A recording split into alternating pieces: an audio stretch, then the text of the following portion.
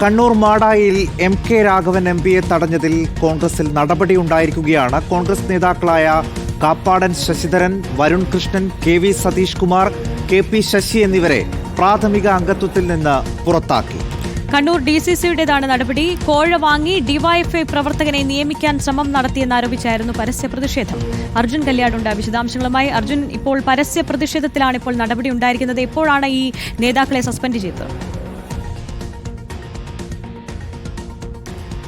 എന്തായാലും ഇന്ന് രാവിലെയാണ് ഇവിടെ എത്തിയ എം കെ രാഘവൻ എംപിയെ കോൺഗ്രസ് പ്രവർത്തകർ തന്നെ തടഞ്ഞത്.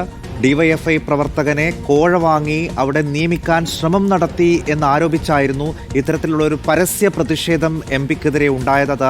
ആ സമയത്ത് വലിയ വാർത്തയുമായിരുന്നു. പാർട്ടിയെ സംബന്ധിച്ചത് നാണക്കേടുണ്ടാക്കിയ ഒരു സംഭവം കൂടിയാണ്. കോൺഗ്രസിന്റെ എംപിയെ കോൺഗ്രസ് പ്രവർത്തകർ തന്നെ ഒരു കോഴ വാങ്ങി എന്ന ആരോപണം ഉയർത്തിക്കൊണ്ട് തടയുക എന്നുള്ളത് കോൺഗ്രസിനെ സംബന്ധിച്ച് വലിയ നാണക്കേടുണ്ടാക്കിയൊരു പ്രതിഷേധമായി മാറുകയും ചെയ്തു. അതുകൊണ്ടാണ് വളരെ പെട്ടെന്ന് ഇപ്പോൾ നടപടി ഉണ്ടായിരിക്കുന്നത്. 4 നേതാക്കൾക്കെതിരെയാണ് ഇപ്പോൾ കണ്ണൂർ ജില്ലാ കമ്മിറ്റി കോൺഗ്രസിന്റെ DCC നടപടി. അർജുൻ കല്യാട് വിശദാംശങ്ങളുമായി. അർജുൻ, എപ്പോഴായിരുന്നു നടപടി?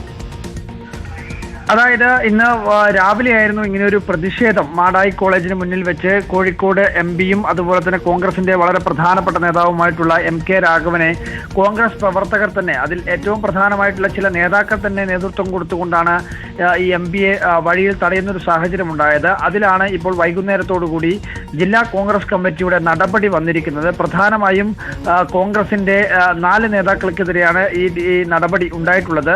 കോൺഗ്രസിന്റെ DCC എക്സിക്യൂട്ടീവ് അംഗമായിട്ടുള്ള Kappadan Sasidharan, Madayi block Congress vice president K P Sasi, Kunhimangalam മണ്ഡലം vice president Satheesh Kumar, youth കോൺഗ്രസിന്റെ നേതാവായിട്ടുള്ള വരുൺ എന്നിവർക്കെതിരെയാണ് ഇപ്പോൾ ഇങ്ങനെ ഒരു നടപടി സ്വീകരിച്ചിരിക്കുന്നത്. Kozhikode MP M K Raghavan Madayi cooperative college ഭരണസമിതിയുടെ ചെയർമാൻ കൂടിയാണ്.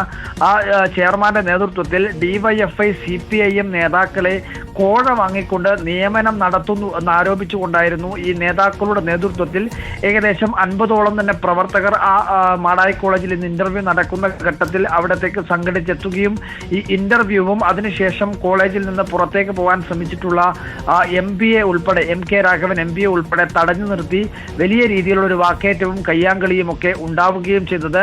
MPയുടെ വാഹനം പൊതു മധ്യത്തിൽ തടഞ്ഞു നിർത്തി, അല്ലെങ്കിൽ റോഡിൽ തന്നെ തടഞ്ഞു നിർത്തി MP പുറത്തേക്ക് പോകാൻ വേണ്ടി കഴിയില്ല.